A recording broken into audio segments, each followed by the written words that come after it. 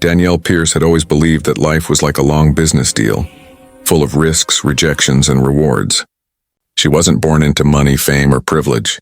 She grew up in a small house on the south side of Atlanta with her mother, who worked double shifts at a diner, and a father who fixed cars in a garage behind their home. Her parents didn't have much, but they had something far more valuable: belief. They believed that their daughter was meant to do something big. Even as a little girl, Danielle was different. While other kids played games, she liked to sit beside her father as he balanced bills, counted coins, or fixed old radios. She would ask endless questions. "Daddy, why do people borrow money? Why do banks say no to some people?" Her father would smile and answer patiently, "Because, sweetheart, the world doesn't always give everyone a fair chance.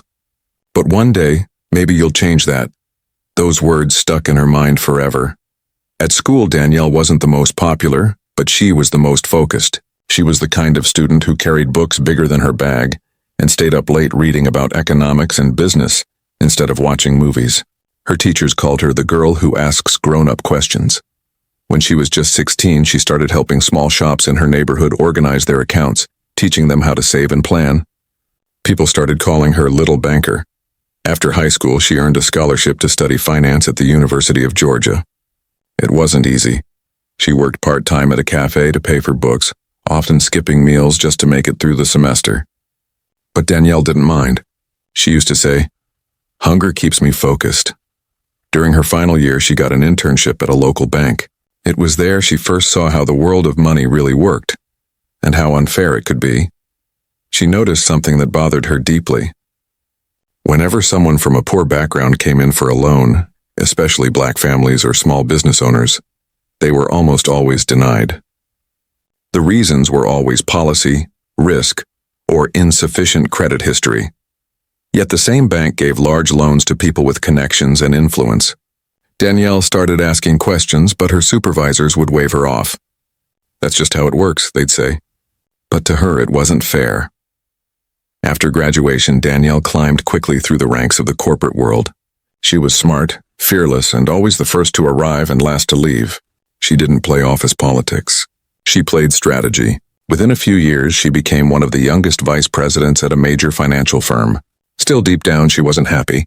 Every time she saw another hard-working small business owner rejected by the system, her heart ached. She wanted to create a place where fairness wasn't a slogan. It was the rule. That's when she decided to take a leap that few dared to take. She would start her own bank. Everyone told her it was impossible. "Banks are built by billionaires, Danielle," one of her mentors said. "You're a woman, and a black one at that. The system isn't designed for people like you to win." She smiled and replied, "Then maybe it's time we redesign the system." With every penny she had saved, and a small group of believers behind her, she founded Aurora Financial Bank.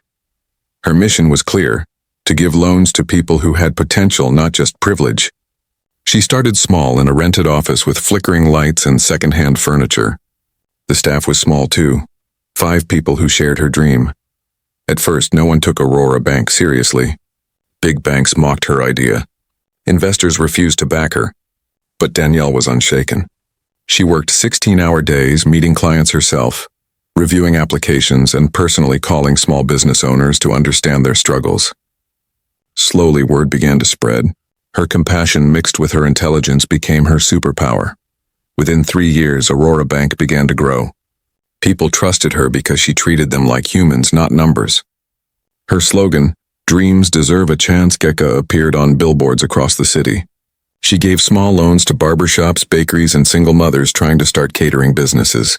Each success story became a brick in the foundation of her empire. By the time she turned 35, Aurora had branches in 5 states. Danielle became the youngest black female CEO in her industry. Her photo appeared on magazine covers with titles like "The Woman Changing the Face of Finance" and "From Garage to Glory." But fame never changed her. She still visited her first office every month, still remembered the names of her earliest clients, and still wore her father's old watch, scratched and faded, but priceless to her. Behind her confident smile, though, she carried quiet exhaustion. Running a bank wasn't easy, especially in a world still skeptical of her success. She faced constant pressure from investors, regulators, and a few board members who questioned every move she made. Still, Danielle never bent to greed or shortcuts. She built her empire on honesty and grit, the same values her parents had taught her long ago. Her employees admired her clients adored her, and even her competitors respected her. But not everyone shared that respect. In the shadows of her success, envy began to brew. Some members of her executive board, tired of her authority and jealous of her fame, started whispering behind closed doors. They smiled in her meetings, but plotted in her absence. Danielle didn't know it yet, but her biggest test was waiting just around the corner. She had built Aurora Bank with fire and faith, but soon she would have to fight for it with everything she had. Success had never made Danielle Pierce arrogant, but it had made her a target. The more Aurora Bank grew, the more she stood out. A confident black woman leading one of the fastest-growing financial institutions in the region. To the public, she was a symbol of power and inspiration. But inside the boardroom, that same power began to make certain men uncomfortable. At first, the signs were small. A few whispered conversations stopped when she walked into the room. Emails went unanswered. Some of the senior executives, mostly the ones who had joined after the bank became profitable, started questioning her decisions during meetings, not because she was wrong, but because they wanted to make her doubt herself. Danielle noticed it, but she didn't react. She was used to resistance. From the first day she opened the bank, she had faced disbelief, discrimination, and arrogance. Yet she had never lost her composure. She believed that as long as she stayed true to her vision, no one could truly bring her down. But what she didn't realize was that the betrayal brewing beneath the surface wasn't just about business, it was personal. The trouble began when Aurora Bank received an offer from an international investment group. The deal promised billions in expansion funds, but it came with a cost: control. The investors wanted majority ownership, meaning Danielle would lose her power as CEO. She refused the offer immediately. "This bank wasn't built to serve corporations," she said during a meeting. "It was built to serve people." Most of the room nodded in agreement, or at least pretended to. But a few men exchanged glances. To them, Danielle's decision wasn't noble. It was naive. They saw her as an emotional leader, someone too idealistic for big business. After the meeting, whispers started to spread. "She's holding us back. She's too soft. We need someone more aggressive." Those whispers grew louder over the next few months. Some of her most trusted executives began to change. One of them, Marcus Lee, her chief financial officer, had once been her biggest supporter. He used to call her the backbone of Aurora, but lately he'd become distant. He spent more time in private meetings with the board and less time talking to her, Danielle noticed. She even confronted him one evening. "Is there something I should know, Marcus?" she asked, her tone calm but firm. He avoided her eyes. "Of course not, Danielle. Just the usual business stuff. Don't worry so much." But her instincts told her otherwise. Soon after, strange things started happening. Reports that should have landed on her desk were delayed. Financial summaries were edited without her knowledge. At one point, a small leak about the bank's internal policies appeared in a finance magazine, something only a high-level executive could have shared. Danielle stayed silent. She didn't panic or lash out.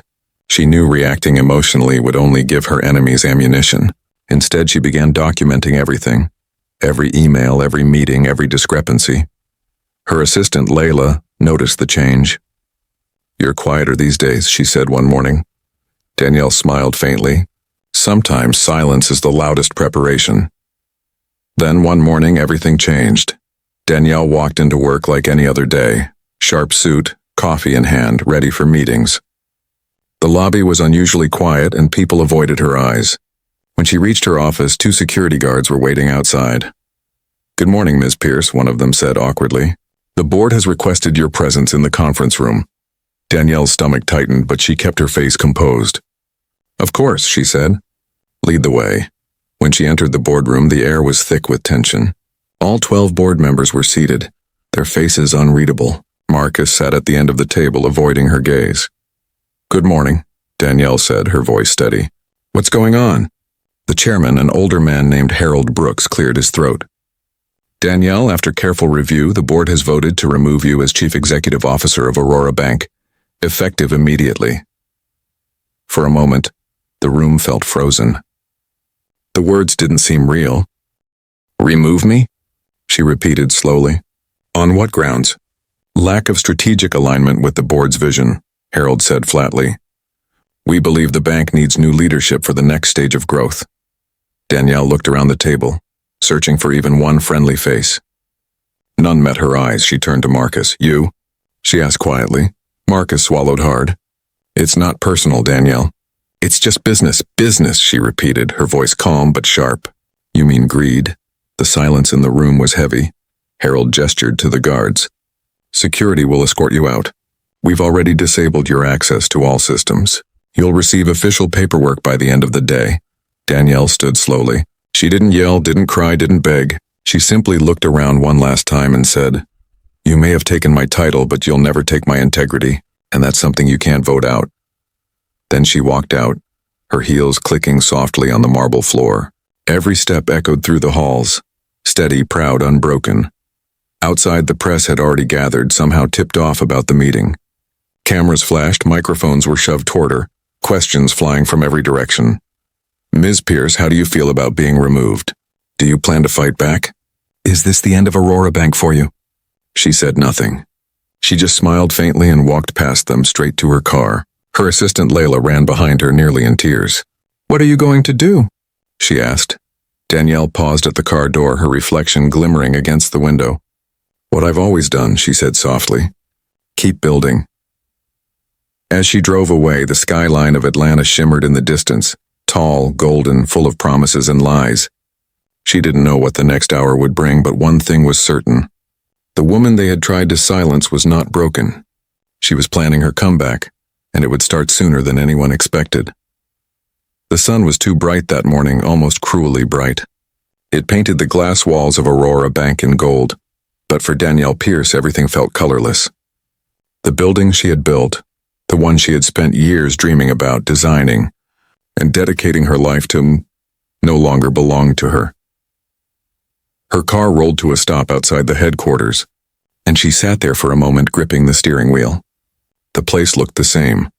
The logo she had designed shining proudly at the top, employees walking briskly through the glass doors, the same smell of roasted coffee drifting from the lobby cafe. But something inside her told her this wasn't home anymore. Still, Danielle believed in facing things head-on. She stepped out of the car, holding her head high. The second she entered the lobby, the energy shifted. Conversation stopped. People looked away, pretending to be busy. The receptionist, Jan, who had always greeted her with a cheerful, "Good morning, Ms. Pierce," now gave her an uneasy half-smile. "Good morning," Danielle said politely, though her voice trembled ever so slightly. Ms. Pierce," the woman stammered. "The board said you're not authorized." "It's fine," Danielle interrupted softly. "I just came to collect my things." A moment later, 2 security guards appeared. They looked uncomfortable, young men just following orders. "Ma'am, we've been told to escort you to your office." "Of course," she said calmly, keeping her composure like a queen walking through enemy territory. The elevator ride felt endless. Each floor that passed reflected years of her hard work. On the 5th floor, she remembered the time she stayed up all night fixing a financial system error. On the 7th, she thought of the day she celebrated Aurora's first $1 million profit with her team. On the 10th, her floor, she remembered the night she stood there alone looking at the city lights, whispering to herself, "We made it." Now, she was being escorted out of the very same floor she once owned. Her assistant, Layla, was waiting near the door, her eyes red from crying. "Danielle, I didn't know they'd do this," she whispered. "It's okay," Danielle said softly, touching her arm. "Don't cry. They can't steal my dignity." Her office looked untouched, perfectly neat, everything just as she left it. Her awards lined the shelves, each one a story of struggle and triumph. The photo of her parents sat on the corner of her desk, her father's proud smile staring back at her. For a moment her heart sank. She began packing her things into a box, slowly, quietly. Each item felt heavier than it should. The framed certificate from her first loan approval, the lucky pen she'd used in every meeting, the small model of Aurora Bank that her team had gifted her on their 1-year anniversary. As she reached for the last item, a small glass nameplate that read Danielle Pierce, Chief Executive Officer, she hesitated. Her fingers traced the letters, and for the first time that day her hands shook. She placed it gently in the box like saying goodbye to a piece of herself. The guards stood near the door, heads lowered. They weren't rushing her. They seemed to understand. When she finished, Danielle turned to them and said, "All right, let's go." As she walked through the open plan office, dozens of employees turned to watch. Some looked guilty, others sympathetic, a few indifferent, but not one of them said a word. The silence was deafening. Halfway to the elevator, a young employee named Tina, who had joined just a year ago, stood up. Her voice trembled as she said, "Thank you, Ms. Pierce, for believing in me when no one else did." The room froze.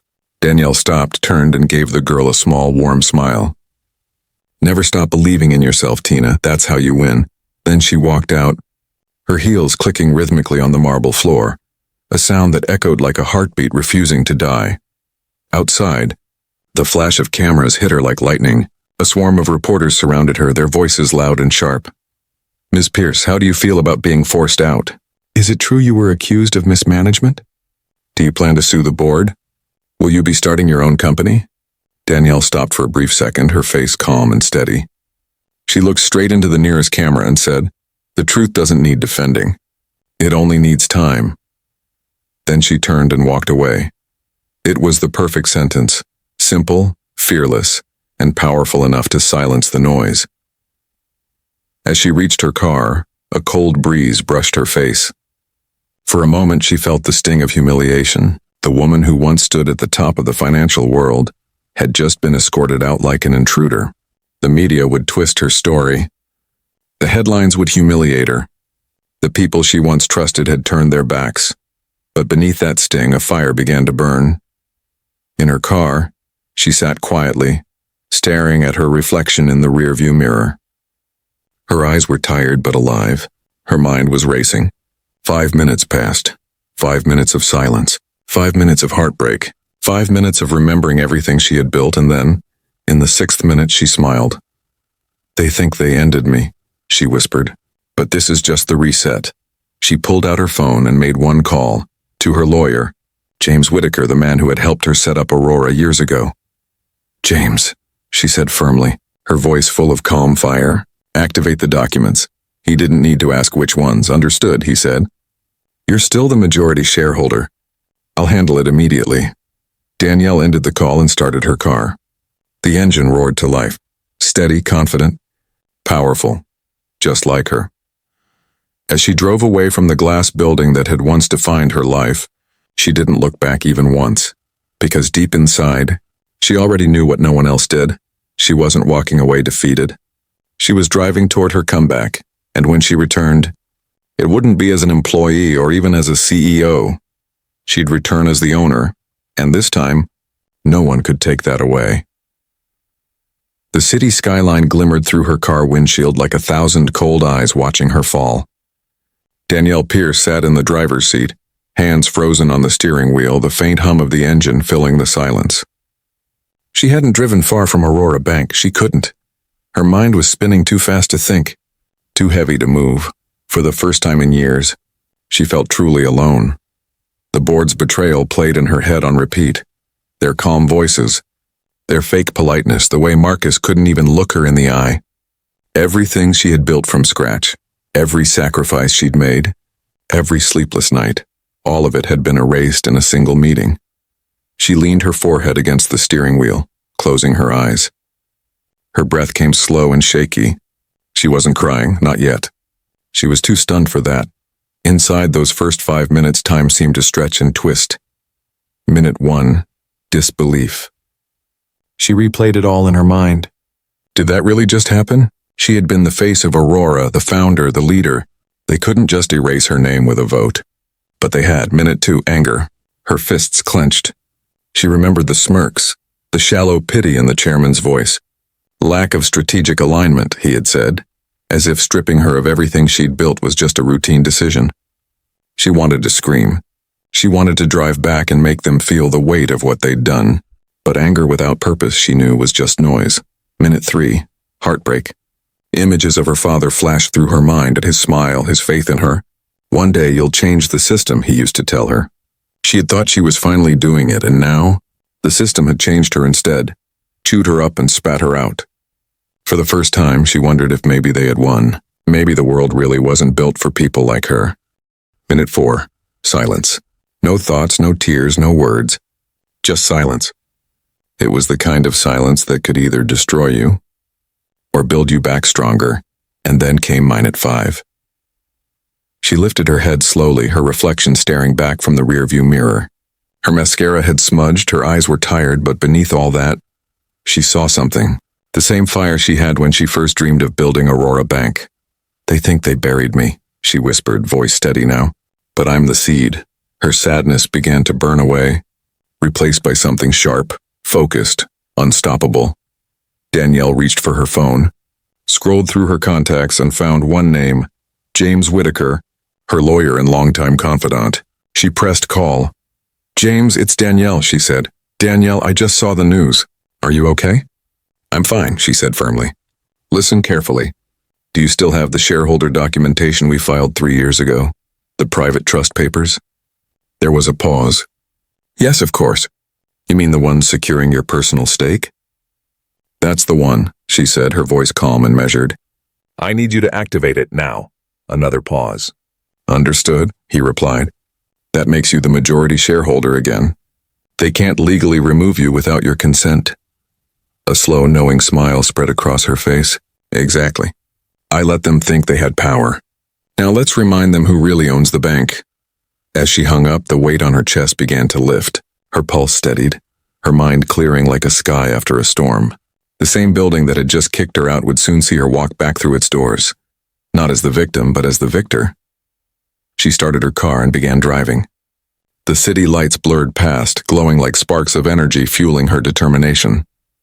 The air felt different now, colder, cleaner, full of purpose. For the first time that day, Danielle laughed softly to herself. 5 minutes, she said aloud. That's all it takes, and to go from broken to reborn. She thought of her father again. When people underestimate you, that's your greatest advantage, he had always said. He was right.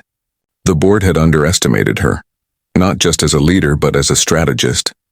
They thought removing her meant control. They had no idea that she had built her empire on foresight, not faith. By the time she reached her apartment, she was no longer angry. She was calm, dangerous even. She spent the rest of the night at her desk, pulling out her private files, reviewing contracts, cross-checking every legal clause she had ever signed. The trust agreement confirmed what she already knew. She still owned 51% of Aurora Bank through a holding company registered in her name. They had fired the CEO, but they hadn't fired the owner. She smiled, leaned back in her chair and whispered to herself, "Let the board have their victory dinner tonight. Tomorrow I take back what's mine." That night sleep never came. Not because of stress, but because her mind was already designing the comeback. Every step, every move, every word she would say when she walked back into that building. At dawn, the city began to wake. Danielle stood by her window, watching the golden light rise over the skyline. She was no longer the woman who had walked out humiliated. She was the woman who had survived the storm and learned how to control it. She dressed in her signature black suit, the one she'd worn when she first opened the bank, the one that made her feel powerful.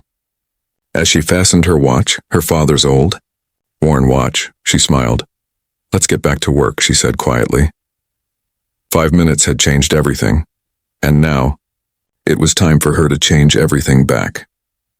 The next morning, Atlanta's skyline glowed pale gold under the rising sun. Most of the city was just waking up, but Danielle Pierce had been awake all night.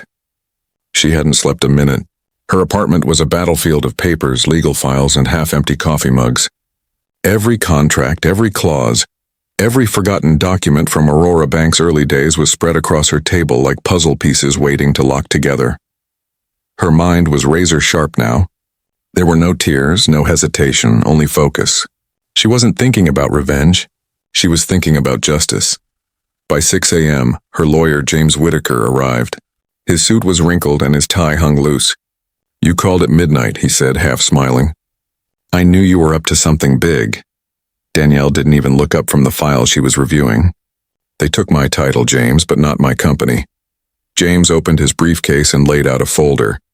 Inside was the document she had created years ago, the private trust agreement. It was a precaution she had made back when Aurora Bank was just a dream. That trust held 51% of the company's shares that were in her name only. He tapped the page with his pen. They can't legally remove you. The board has authority over management, not ownership. They voted to fire a CEO who still owns the company. Danielle finally looked up, her expression calm but fierce. Exactly. And today I'm going to remind them of that. James nodded, both nervous and excited. You'll need to go in person with these documents. I'll meet you there with the corporate registry papers. She closed the folder carefully, the sound of the snap echoing like a gun being loaded. Then let's make history. 2 hours later, Aurora Bank's headquarters buzzed with morning energy. Employees whispered in the hallways. They had all seen the news. Some pitied her, some doubted her, and some simply waited to see what would happen next. None of them knew that something far bigger was about to unfold. At exactly 9 a.m., the elevator doors opened. Danielle Pierce stepped out, dressed in a tailored black suit and heels that clicked like clockwork against the marble floor. The entire lobby went silent. Ms. Pierce, the receptionist began nervously. The board meeting is...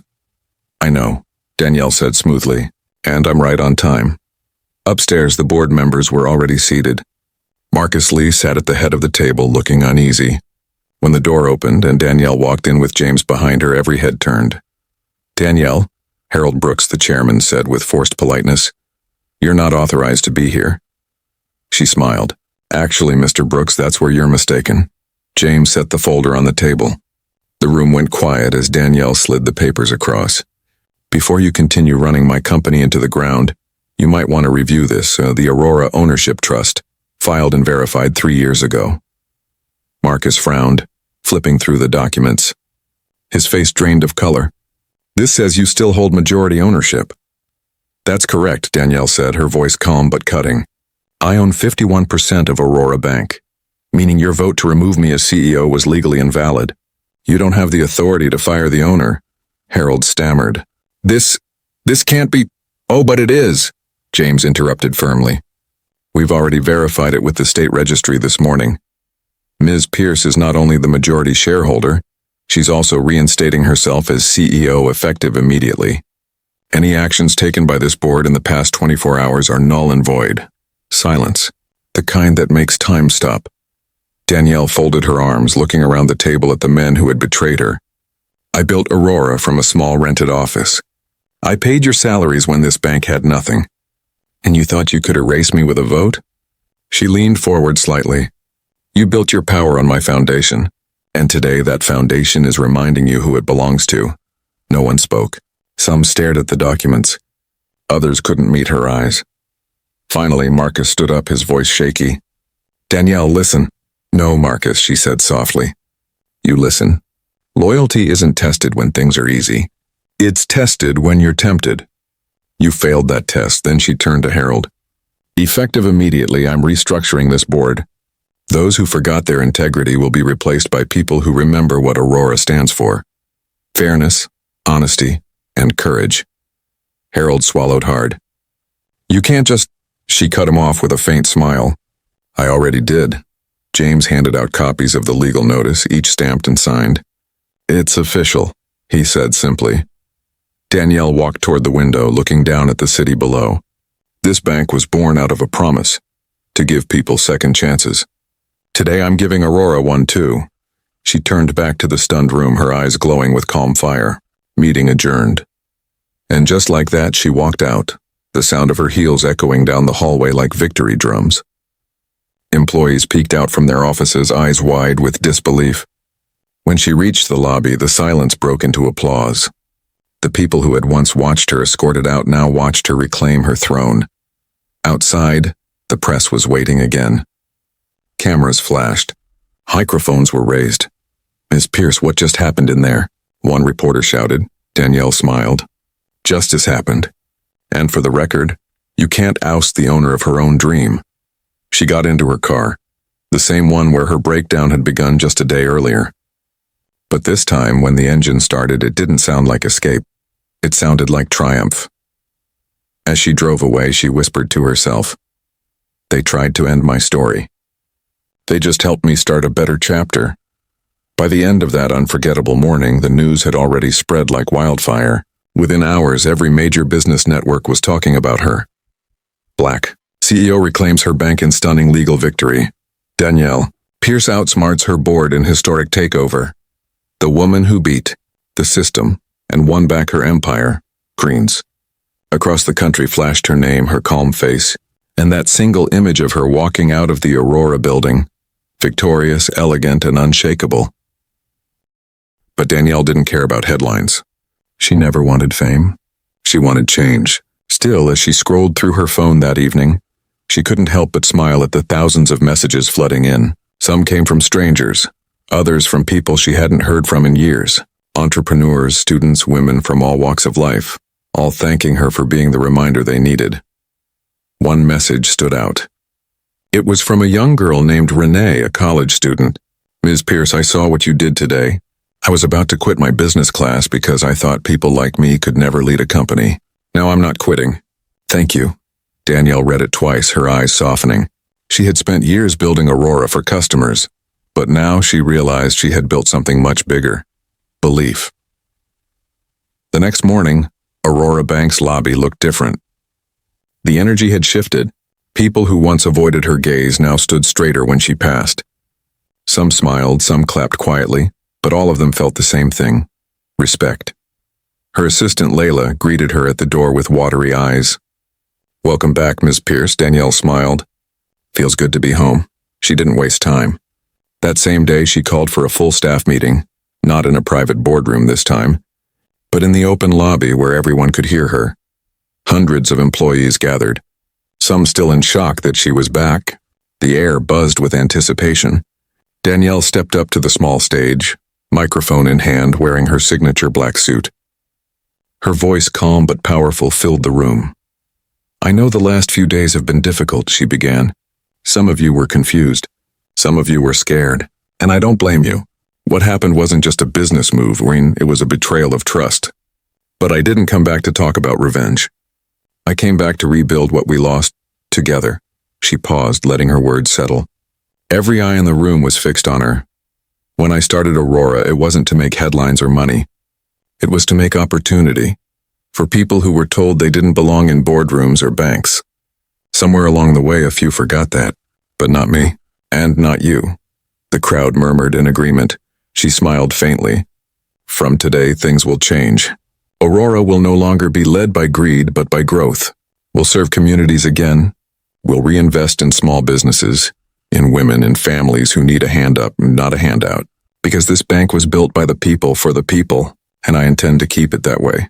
Applause erupted. It wasn't loud at first, but it grew wave by wave, until the entire lobby was alive with claps, cheers, and tears. Layla whispered to someone nearby.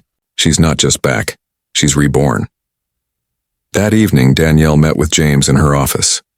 The city lights glittered outside her window, reflecting off the polished surface of her desk. The same desk she had once packed her things from. You did it, James said with a proud grin. You didn't just take back your company. You reminded everyone what leadership looks like. Danielle smiled softly, her voice thoughtful. Leadership isn't about titles, James. It's about example. The moment you forget who you're doing it for, you stop deserving the position. He nodded. So what now? Now, she said, looking out at the skyline. We make sure this never happens again. We rebuild Aurora, but stronger. This time I'm not building a bank. I'm building a legacy. Over the next few weeks, she began transforming everything. She replaced half the board with people who shared her vision. Ethical, diverse, innovative thinkers. She created a mentorship program for women in finance and opened new branches in neighborhoods that traditional banks had long ignored. Within months, Aurora's numbers began to climb again. Clients returned. Investors renewed their faith. And the same newspapers that had once reported her downfall were now calling her the Iron Phoenix of finance. But for Danielle, the real victory wasn't in profits or praise. It was in the quiet moments, when she walked past her employees and saw pride instead of fear, loyalty instead of silence. One afternoon, as she was leaving her office, she found a small note taped to her door. It was unsigned. It read, Thank you for fighting for us when we couldn't fight for you." She folded it carefully and tucked it into her planner, smiling. Outside, the sun was setting, the same kind of golden light she had watched the day she was escorted out. Only this time she wasn't leaving in defeat. She was standing in her empire stronger than ever. She whispered to herself, "Redemption isn't about getting even. It's about rising higher." As the lights of Aurora Bank glowed across the skyline that night, the city below hummed with stories of her comeback. But Danielle knew this wasn't the end of her journey. It was just the beginning of the legacy she was meant to build. Months passed since Danielle's stunning return. Aurora Bank was thriving again, stronger than ever. Profits rose, but that wasn't what mattered most to her. What mattered was walking through the halls and seeing confidence on every face, employees who now believed they were part of something honest, something that cared. Danielle had changed too. She no longer saw leadership as power, it was responsibility. Every morning she arrived early, greeting tellers by name, stopping to ask interns how they were learning, reminding them that every small task built the bigger dream. One Friday, she stood by the large glass window of her corner office, watching sunlight spill across the city. Her reflection looked different, older, calmer, but glowing with peace. James walked in holding a folder. "The quarterly reports," he said, smiling. "You did it again. Growth is up 20%. She nodded, taking the papers but not opening them. "Growth is good," she said. "But let's make sure we're still growing people, not just numbers." That became her new motto. She started a mentorship program for young women and minorities in finance, people who, like her younger self, were often told they weren't leadership material. Every week, she met with a small group in the old training room. The walls still smelled faintly of ink and ambition. "Tell me your ideas," she'd say, sitting in a circle with them instead of behind a desk. "What would you build if no one told you it was impossible?" At first they were shy, but soon they began to speak with fire. Some wanted to start their own firms, others wanted to create apps for financial education. Danielle listened, encouraged, and sometimes shared the scars behind her success. "You can lose everything," she told them once, "and still win if you don't lose yourself." Word of her mentorship spread quickly. Universities invited her to speak, media outlets wanted interviews, and young entrepreneurs wrote to her for advice. But she never bragged. She always said the same thing. "I'm not a success story. I'm a survivor who decided to rebuild differently." One afternoon, as she was leaving the building, she found a group of employees gathered around the reception area. They were unveiling something new. A bronze plaque mounted near the entrance. It read, "Aurora Bank, founded by Danielle Pierce, rebuilt with integrity." Her eyes widened. "Who did this?" she asked softly. Layla smiled. "We all did. We wanted you to know. You're not just our CEO, you're our compass." For a moment, Danielle couldn't speak. She ran her hand over the engraved letters, feeling their permanence. The building that once cast her out now carried her name forever. That night, she returned home later than usual. She brewed a cup of tea and sat by the window, city lights flickering like fireflies below. She opened her journal, the same one she had kept since the early days of Aurora, and wrote slowly, "Leadership is not about being unbreakable. It's about rebuilding so others know they can too." Her phone buzzed. A message from Renee, the same student who had written months ago. "Ms. Pierce, I got accepted into business school." "I'm following your footsteps," Danielle smiled, her heart swelling. That was her true profit. Over the next few years, Aurora Bank became more than a financial institution. It became a movement, a symbol of second chances and fearless leadership. Other companies began adopting her inclusive policies, and the media started calling her the woman who rewrote corporate ethics. But Danielle didn't care about titles anymore. She cared about legacy. She often said, "A company dies when its purpose does. Aurora will outlive me because its purpose is bigger than me." One evening, she hosted an anniversary gala in the same hall where she had once been humiliated by her board. This time the banners read, 10 years of Aurora, a celebration of resilience. As she stood on stage, she looked at the audience, hundreds of employees, clients, students, friends. The same reporters who once chased her downfall now applauded her comeback. She took a deep breath and said, 5 years ago I was escorted out of my own building. Tonight I walk in with all of you beside me. That's not revenge, that's redemption. The crowd rose in a standing ovation. Some people had tears in their eyes. When the event ended, she stepped outside into the cool night air. The building behind her shimmered under the moonlight. She could almost hear her father's voice again, steady, proud, warm. "You did it, sweetheart. You changed the system," Danielle whispered back. "Not alone, Dad. With them." As the city lights blinked around her, she realized her story had come full circle. The girl who once asked why banks said no had built one that always said yes to hope, to courage, to new beginnings. And so, the legacy of Danielle Pierce wasn't just written in numbers or newspapers. It lived in every life she touched, in every dream she inspired, in every young woman who whispered to herself, "If she could do it, so can I."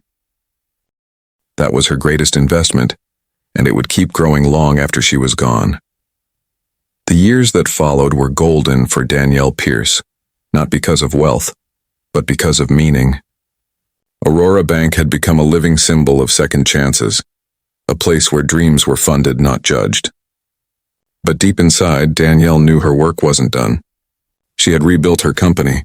Now it was time to rebuild something even bigger, the future. One evening, she sat in her office long after everyone had gone home. The lights of Atlanta twinkled below like a sea of stars. On her desk lay a letter from a small-town teacher, asking for financial support to start a community education center. Danielle read it twice, then leaned back in her chair, her mind racing. Money wasn't the solution to everything, but opportunity was. And that's what she wanted to give, opportunity. The next morning, she called a meeting with James and Layla. They sat across from her, curious but excited. "I've been thinking," Danielle began. "Aurora is stable now, thriving even. But what if we built something that goes beyond banking? Something that changes lives before people even walk into a bank?" James leaned forward. "You're talking about education," she nodded. "Yes, financial education, entrepreneurship, mentorship, the kind of knowledge that breaks cycles.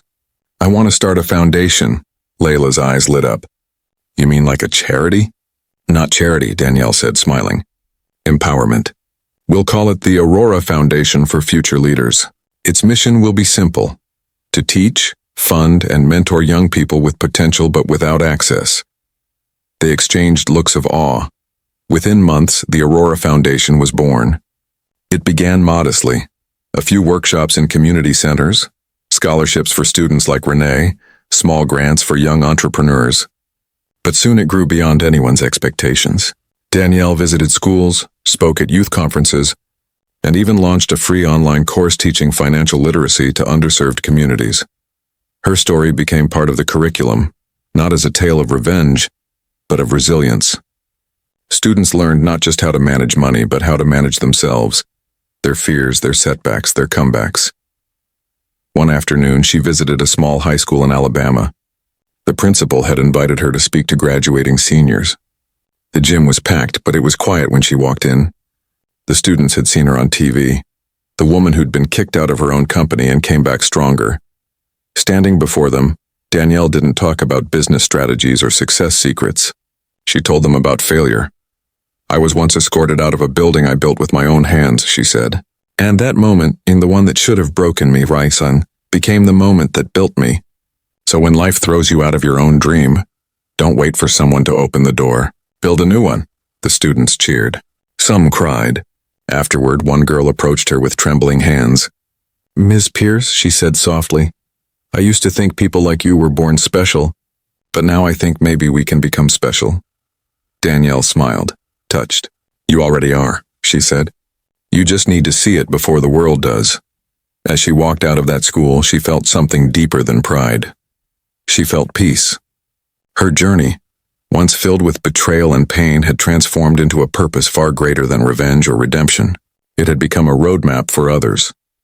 Back at Aurora headquarters, a new generation of leaders was rising, most of them trained under Danielle's mentorship.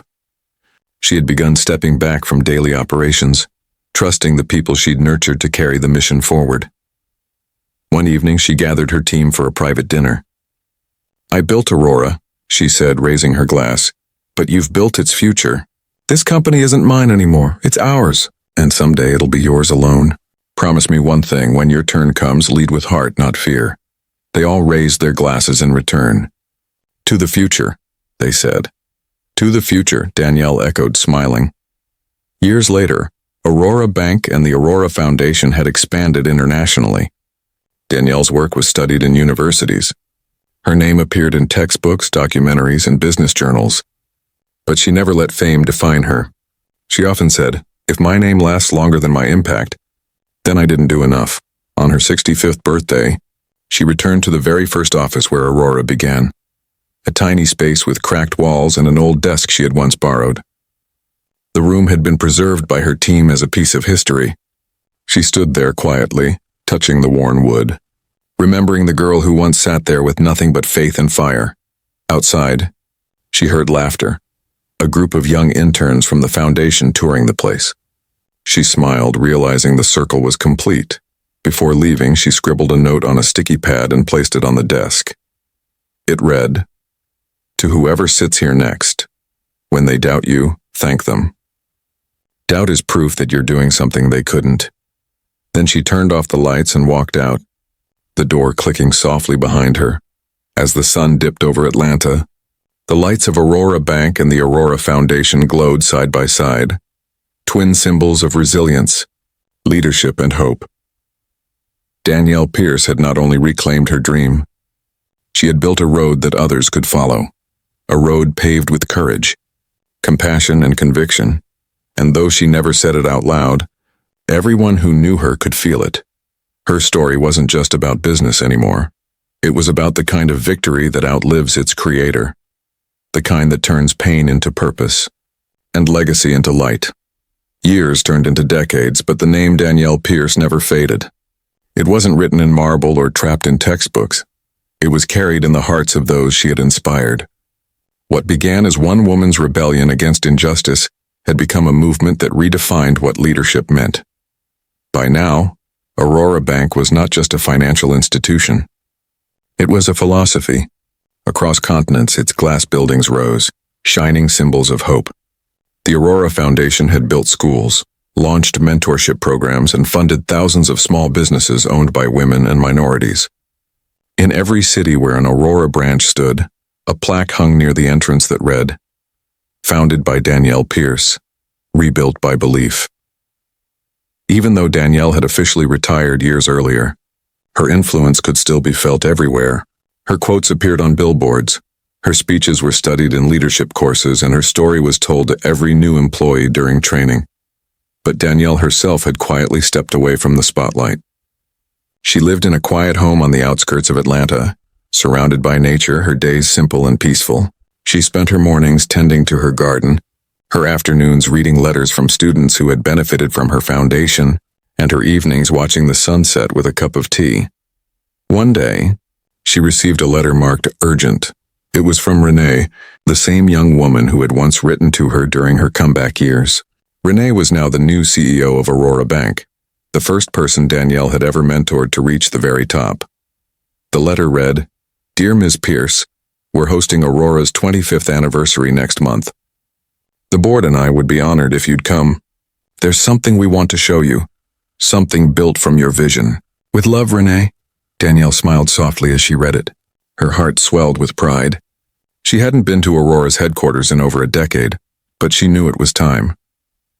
On the day of the celebration, the streets around Aurora Tower were alive with music and color. Flags bearing the bank's motto fluttered in the wind, "Where dreams are funded." Employees, students, and clients filled the plaza, their faces full of excitement. Cameras flashed as luxury cars arrived, investors, media, politicians. But when Danielle's car pulled up, the entire crowd went still, for a moment's silence. Then applause erupted like thunder.